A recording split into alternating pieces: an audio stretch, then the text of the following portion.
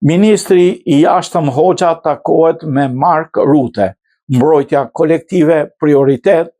Takimi I ardhshëm I NATO-s në Shqipëri. Ministri I jashtëm Ferit Hoxha është takuar me sekretarin e përgjithshëm të NATO-s Mark Rutte, ku në fokus të diskutimeve kanë qenë siguria euroatlantike dhe përgatitjet e Shqipërisë për samitin e ardhshëm të NATO-s në Tiranë. Përmes postimit në X, ministri tha se të dyja palët ndajnë të njëjtin qëndrim se në kushtet e një mjedisi sigurie gjithnjë më kompleks, NATO janë mbetet më e rëndësishme dhe më domosdoshme se kurrë.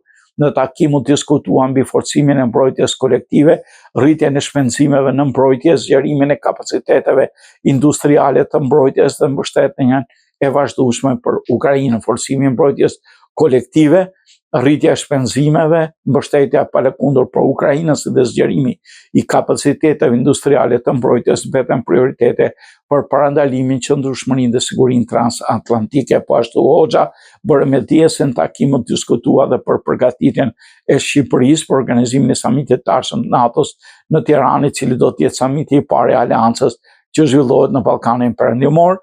Ky angazhim përfaqëson një përgjegjësi historike, sikurse edhe një rritje të besueshme të rolit të Shqipërisë brenda aleancës.